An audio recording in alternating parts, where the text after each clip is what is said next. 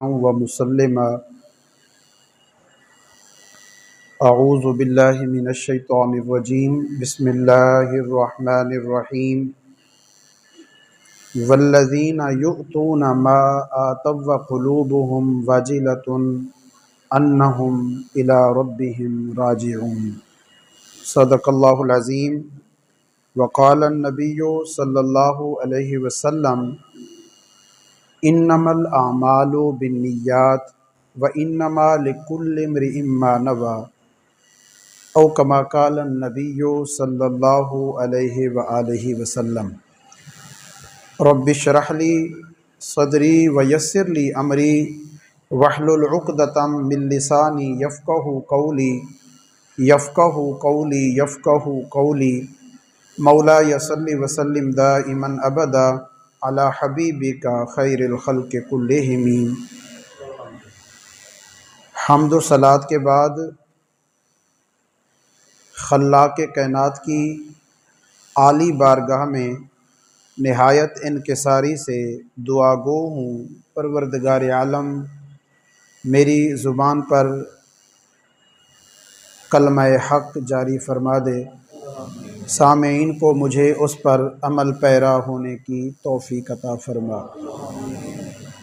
رمضان المبارک کا مقدس مہینہ ہمارے اوپر گزرا، یہ سعادت ہماری زندگی میں ایک مرتبہ ہمیں پھر نصیب ہوئی، جس پر ہم رب کائنات کی بارگاہ میں لا تعداد مرتبہ شکر ادا کرتے ہیں، اور اس میں ہم سے جو کچھ ہو سکا وہ ہم نے کیا۔ رب کی رحمت سے امید ہے کہ وہ ہم سے قبول فرمائے گا، اور جو غلطیاں سرزد ہوئیں انہیں اللہ معاف فرما دے گا۔ اس ماہ مبارک کو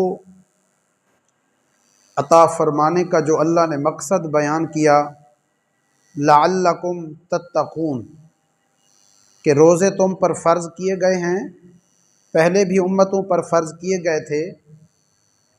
فرض کرنے کی جو غرض و غایت ہے، رمضان تمہارے اوپر سایہ فگن کرنے کی جو غرض و غایت ہے، جو علت ہے، جو سبب ہے، وہ یہ ہے کہ تم متقی بن جاؤ۔ اب آج آخری روزہ ہے، رمضان گزار کے ہم آخری دن تک پہنچ گئے، تو ہم ذرا اپنا محاسبہ کر لیں، ہم جانچ لیں، اپنے نفس کی طرف ایک نظر دیکھ لیں، اپنے آپ کو، اپنے اعمال کو، اپنے اخلاق کو، اپنے معاملات کو، اپنی معاشرت کو ہم ایک دفعہ دیکھ لیں کہ کیا رمضان کا یہ مہینہ جس غرض سے ہمیں دیا گیا تھا، کیا میں اس غرض کو حاصل کرنے میں کامیاب ہوا ہوں یا نہیں ہوا۔ آج یہ محاسبہ کرنے کا دن ہے، آج یہ جانچ کرنے کا دن ہے کہ میرے اندر تقویٰ آیا ہے۔ اگر تقویٰ نہیں آیا تو پھر اس کا مطلب یہ ہوا کہ ہم نے رمضان المبارک کی مقصدیت کو پورا نہیں کیا۔ جب رمضان المبارک آتا ہے، روزہ بندہ رکھتا ہے، تو وہ اپنی شہوت کو کنٹرول کرتا ہے۔ تو بندے کا اگر رمضان کے آخری دن یہ احساس اسے بتا رہا ہو کہ ہاں اب میں اپنی شہوت پر کنٹرول کر سکتا ہوں، میں اپنی خواہشات کو ترک کر سکتا ہوں، جب کبھی کوئی ایسا معاملہ آئے کہ ایک طرف ناجائز کام ہوں، غلط کام ہوں، بد کرداری والے کام ہوں، اللہ کی نافرمانی والے کام ہوں، اور دوسری طرف اللہ کا فرمان ہو، میری خواہش ہو رہی ہو، میرا نفس مائل ہو رہا ہو برے کاموں کی طرف، تو میں ترجیح کس کو دوں گا؟ اگر وہ آج یہ فیصلہ کر پا رہا ہے کہ ہاں میں خواہشات کو چھوڑ دوں گا، برائی والے کاموں کو چھوڑ دوں گا، میں اللہ کے حکم پر عمل کی بجاوری کروں گا، تو اس کا مطلب ہے کہ آج وہ رمضان کی مقصدیت کو پا چکا ہے۔ لیکن اگر وہ آج سے ہی، آج رات لیلۃ الجائزہ، یہ جہنم سے چھٹکارے کی رات جو ہے، جس کو ہم چاند رات کہتے ہیں، آج کی رات ہی اگر وہ خواہشات کے پیچھے پڑ گیا، ساری رات بازار میں گزار دی بجائے اس کے کہ آج مسجد میں گزارے، آج دراصل مصلی پر گزارنے کی رات ہے۔ آپ صلی اللہ علیہ وسلم نے ارشاد فرمایا کہ ہر مسلمان کی رمضان کے ہر دن دعا ایک قبول ہوتی ہے، اور اس میں لوگوں کی گردنوں کو جہنم سے آزاد کیا جاتا ہے۔ اور پھر فرمایا کہ مجھے جو انعامات دیے گئے میری امت کے حوالے سے، ان میں ایک یہ بھی فرمایا کہ رمضان المبارک کی آخری رات لیلۃ الجائزہ، لیلۃ الفطر، یہ وہ رات ہے جس میں اللہ کریم لوگوں کی بے حساب مغفرت کرتا ہے۔ صحابہ نے پوچھا کہ یہ لیلۃ القدر، یہ جس میں بے حساب مغفرت ہو جاتی ہے، اللہ اپنے بندوں کو معاف کر دیتا ہے، کیا یہ لیلۃ القدر ہے؟ فرمایا نہیں نہیں، یہ لیلۃ الجائزہ ہے، لیلۃ الفطر ہے، یہ عید کی رات ہے، یہ چاند رات ہے جس میں اللہ بے حساب مغفرت فرما دیتا ہے۔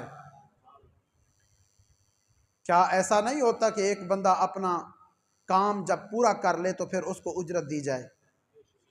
تو یہ رمضان المبارک کا جتنا ہمارے ذمہ کام تھا وہ ہم نے کیا، اللہ پھر آخر میں اجرت عطا فرماتا ہے اور انعام سے نوازتا ہے، اپنی بخشش سے نواز دیتا ہے۔ تو آج کی رات بہت عام ہے، اور یہ محاسبہ کرنے کی بھی رات ہے، یہ جائزہ لینے کی بھی رات ہے۔ ہم دیکھیں کہ ہم نے رمضان میں کیا کھویا، کیا پایا، کیا روزے کی حالت میں ہمیں حکم تھا غصہ نہیں کرنا، کیا کنٹرول ہو گیا غصے پر؟ بد نظری نہیں کرنی، بد نظری پر کنٹرول ہو گیا، شہوت پر کنٹرول ہو گیا، خواہشات پر کنٹرول ہو گیا، کیا تقوی مل گیا؟ مل گیا تو کامیاب ہو گئے، نہیں ملا تو پھر ہمیں اپنے اوپر دوبارہ سے غور کرنے کی ضرورت ہے اور اپنی اصلاح کرنے کی ضرورت ہے۔ دیکھیں،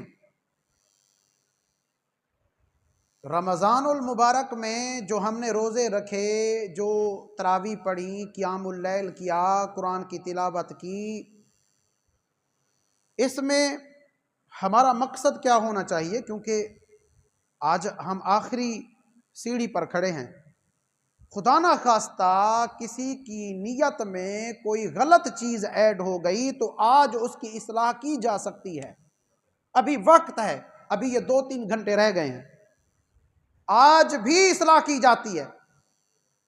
بھائی دیکھیں، کوئی شام کو اگر واپس آ جائے نا صبح کا بھولا ہوا، اسے بھولا ہوا نہیں کہیں گے۔ اللہ کے حضور تو ہر وقت توبہ قبول ہو سکتی ہے نا۔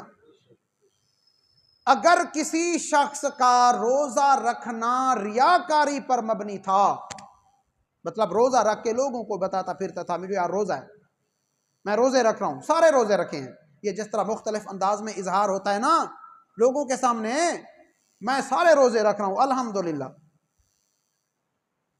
وہ اصل میں بتانا چاہتا ہے کہ میں روزے دار ہوں، میں روزے رکھ رہا ہوں، میں نیکی کر رہا ہوں، میں اچھا کام کر رہا ہوں۔ یہ ریاکاری میں چلا جاتا ہے، اور جو عمل ریاکاری میں چلا جائے، جس عمل کے پیچھے اللہ کی رضا نہ ہو بلکہ لوگوں کا دکھاوا آ جائے، وہ عمل بیکار ہوتا ہے، رد کر دیا جاتا ہے۔ اس لیے اگر کوئی شخص لوگوں کو یہ سنا رہا ہے، بتا رہا ہے، یہ لوگوں کے اوپر باور کرا رہا ہے کہ جی میں نے روزے رکھے ہیں، میں نے یہ کیا ہے، میں نے وہ کیا ہے، الحمدللہ میں نے 3 ختم قرآن کیے ہیں، میں الحمدللہ پوری تراویح پڑھتا رہا ہوں، الحمدللہ شروع سے لے کر آخر تک میں بڑے چوکنا ہو کے تراویح پڑھتا رہا ہوں، الحمدللہ میں نے اتنے صدقات کیے، اتنی خیرات کی رمضان میں۔ بھائی لوگوں کو بتانے کی کیا ضرورت ہے؟ بے شک آپ ساتھ الحمدللہ کہہ رہے ہیں، لیکن آپ کے دل میں جو چھپی بات ہے وہ اللہ تو جانتا ہے نا کہ کیوں کہہ رہے ہیں، لوگوں کو بتانے کی ضرورت کیا ہے؟ اللہ کے لیے کیا نا، وہ تو جانتا ہے، لوگوں کو کیوں بتا رہے ہیں؟ اگر کسی بندے کے مزاج میں یہ چیز داخل ہو گئی ہے، کسی کے اخلاق میں یہ چیز داخل ہو گئی ہے کہ وہ عمل کر کے لوگوں کو بتاتا پھر رہا ہے، تو ابھی توبہ کر لے کہ پروردگار غلطی ہو گئی، بس معاف کر دے۔ بھئی کوئی بھی عمل کریں نا، کوئی بھی عمل کریں تو اس کی قبولیت کی فکر کریں کہ پتہ نہیں قبول ہوتا ہے یا نہیں ہوتا۔ اللہ تعالیٰ نے قرآن مجید میں ارشاد فرمایا وَالَّذِينَ يُؤْتُونَ مَا آتَوْا وَقُلُوبُهُمْ وَجِلَةٌ، وہ لوگ جو کچھ دیتے ہیں تو ان کے دل ڈر جاتے ہیں کہ انہوں نے اپنے رب کی طرف لوٹ کے جانا ہے، اپنے رب کی طرف لوٹنے والے ہیں۔ مطلب کہ اللہ کی راہ میں دینے کے بعد انہیں ڈر لگتا ہے، ان کے دل کانپ اٹھتے ہیں، ان کے دلوں میں ایک خوف طاری ہوتا ہے۔ حضرت سید عائشہ صدیقہ رضی اللہ تعالیٰ عنہ فرماتی ہیں، ترمذی کی حدیث ہے، آپ عرض کرتی ہیں یا رسول اللہ کیا یہ ان لوگوں کی بات ہو رہی ہے؟ اللہ نے ان لوگوں کے بارے میں فرمایا ہے جو شراب پیتے ہیں اور چوری کرتے ہیں؟ کیونکہ شرابی اور چور جب کوئی عمل کرتا ہے تو اسے ڈر لگتا ہے پتہ نہیں کیا ہوگا میرے عمل کا، میں تو شرابی ہوں، میں تو چور ہوں، میں تو گناہگار ہوں، میرے عمل کا کیا ہوگا؟ یا رسول اللہ کیا یہ ان لوگوں کی بات ہو رہی ہے کہ عمل کرنے کے بعد وہ ڈر جاتے ہیں؟ میرے آقا علیہ الصلوۃ والسلام نے فرمایا اے صدیق کی بیٹی، نہیں، یہ ان لوگوں کی بات نہیں ہو رہی، بلکہ الذین یصومون ویصلون ویتصدقون، اے عائشہ یہ ان لوگوں کی بات ہو رہی ہے جو روزے رکھتے ہیں، جو نمازیں پڑھتے ہیں، جو صدقے کرتے ہیں، وَهُمْ يَخَافُونَ اللہ يُقْبَلَ مِنْهُمْ، پھر یہ عمل کرنے کے بعد انہیں ڈر لگتا ہے کہ کہیں ان کا یہ عمل رد نہ کر دیا جائے، ان کے دل میں خوف ہوتا ہے، یعنی عمل کرنے کے بعد اللہ کے حضور وہ ڈر رہے ہوتے ہیں میں نے عمل تو کیا، پتہ نہیں یہ قبول ہوتا بھی ہے یا نہیں ہوتا، کہیں کوئی کوتاہی نہ رہ گئی ہو، کہیں کوئی کمی نہ رہ گئی ہو، کہیں کوئی بشری تقاضا حائل نہ ہو گیا ہو، کہیں کوئی ایسی میری کمزوری اس عمل کی قبولیت میں رکاوٹ نہ بن جائے جو کہ اس کو رد کروا دے۔ وہ ڈر رہے ہوتے ہیں، اللہ کی رحمت سے پر امید بھی ہوتے ہیں اور اپنے عمل کی کوتاہی کی وجہ سے ڈر بھی رہے ہوتے ہیں۔ اللہ اکبر۔ تو پتہ چلا نیک عمل کر کے اس پر اترانا نہیں ہے، نیک عمل کر کے ڈرنا ہے، قبولیت کی فکر کرنی ہے۔ حضرت امام غزالی رحمۃ اللہ علیہ نے ایک روایت نقل کی ہے، آپ نے ارشاد فرمایا، حضرت معقل بن یسار رضی اللہ تعالیٰ عنہ سے روایت ہے کہ رسول کائنات صلی اللہ علیہ وسلم نے ارشاد فرمایا ایک زمانہ آئے گا کہ اس وقت لوگوں کے لیے قرآن ایسا پرانا اور بسیدہ ہو جائے گا جیسے جسم کے اوپر کپڑے پرانے اور بسیدے ہو جاتے ہیں، یعنی قرآن کی لوگوں کے ہاں کوئی اہمیت، قرآن بے وقت ہو جائے گا، سامنے تو پڑھا ہوگا، اس میں پتہ ہوگا کہ اللہ نے کیا کیا حکم دیا ہے، کن کن چیزوں سے منع فرمایا ہے، لیکن لوگ اس کو اہمیت نہیں دیں گے۔ اور میرا خیال ہے کہ شاید اسی زمانے کی بات ہو رہی تھی۔ قرآن مجید پڑھ پڑھ کے لوگوں کو سنایا جاتا ہے، لیکن لوگ ترجیح دیتے ہیں ان چیزوں کو جو ان کے مفادات کے مطابق ہوتی ہیں۔ قرآن مجید ان کے اوپر اثر انداز نہیں ہوتا، قرآن مجید کی تلاوت ان کے اوپر کوئی اثر نہیں ڈالتی، شاید یہی زمانہ تھا جس کی میرے آقا علیہ الصلوۃ والسلام خبر عطا فرما رہے ہیں۔ فرمایا زمانہ آئے گا لوگوں کے لیے قرآن ایسا پرانا ہو جائے گا جیسے جسم پر کپڑے ہوتے ہیں۔ اگلی بات جو فرمائی اس پر ذرا غور کریں۔ فرمایا لوگ نیکی کریں گے اور وہ یہ کہیں گے کہ ان سے یہ نیکی قبول ہو جائے گی، مطلب انہیں کوئی فکر نہیں ہوگی، وہ خود نفسی کا شکار ہو چکے ہوں گے۔ ہوتا ہے نا، اور صحیح اللہ کا شکر ہے میں تہجد پڑھتا رہا نا، بھائی بتانے کی کیا ضرورت ہے، پتہ نہیں وہ قبول ہوتی ہے آپ سے یا نہیں ہوتی۔ میں روزانہ 3 پارے پڑھتا ہوں، میں یہ کرتا ہوں، میں اتنے وظائف پڑھ لیتا ہوں، میں اتنے غریبوں کی مدد کر رہا ہوں، میں اتنے گھر چلا رہا ہوں، میں اتنے یتیموں کا سہارا بنا ہوا ہوں۔ یہ جو ریاکاری ہے دراصل یہ خود نفسی ہے۔ کوئی چھوٹا سا نیک کام کر کے اس پر اترانا، فخر کرنا اور اپنے ہی گمان میں یہ تصور کر لینا کہ یہ جو میں نیک کام کر رہا ہوں یہ تو قبول ہوگا ہی ہوگا۔ فرمایا وقت آئے گا ایک کہ لوگ جب نیک کام کریں گے تو اس کے بعد ان کے ذہن میں یہی ہوگا کہ یہ تو قبول ہوگا ہی ہوگا۔ اور پھر اگلی بات، ایسے لگتا ہے کہ جیسے اس زمانے کو حضور دیکھ رہے تھے اور دیکھ دیکھ کے فرما رہے تھے۔ اگلی بات سنیے، فرمایا لوگ گناہ کریں گے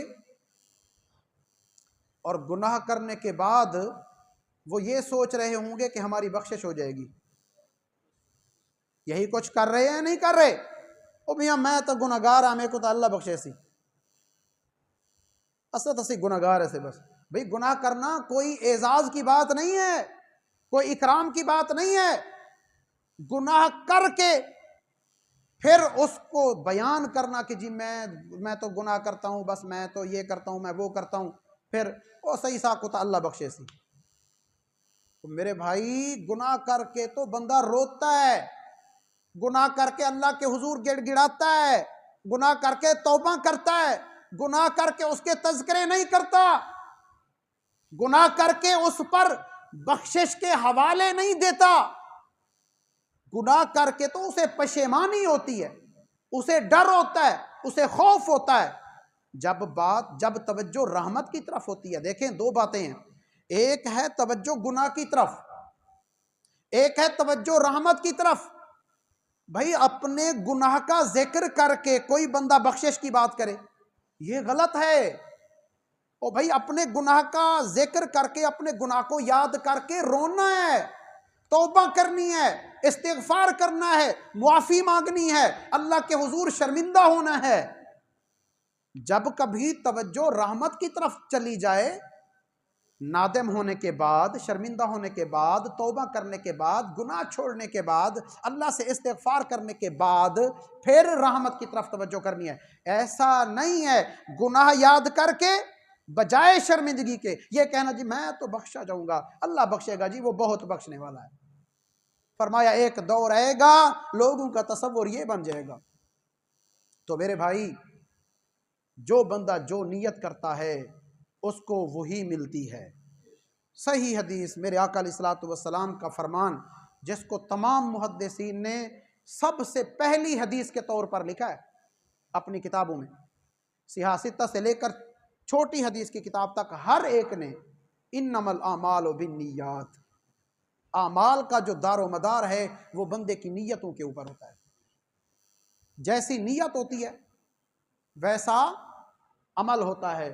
تو میرے بھائی اپنی نیت کو درست کر لیں۔ اگر ریاکاری والی نیت تھی، اگر خود نفسی والی نیت تھی، اگر لوگوں کے دکھاوے والی نیت تھی تو ابھی تبدیل کر لیں، ابھی تھوڑا سا وقت بچا ہوا ہے کہ پروردگار میں نے یہ جو روزے رکھے ہیں تیری رضا کے لیے رکھے ہیں، غلطی ہو گئی ہے معاف فرما دے۔ میں اپنا محاسبہ کر کے اس چیز کا اعتراف کر رہا ہوں کہ مجھ سے بڑی غلطیاں ہوئی ہیں، تیری رضا کے لیے تھی، یہ عبادت قبول فرما لے۔ میں نے قرآن بھی تیرے لیے پڑھا، لوگوں کو دکھانے کے لیے نہیں، لوگوں کو سنانے کے لیے نہیں، پروردگار تیرے لیے پڑھا، معاف فرما دے۔ صدقات کیے تو پروردگار قبول فرما لے۔ تو آج اس کے حضور گڑ گڑا کے ان عبادات کی قبولیت کی دعائیں مانگیں۔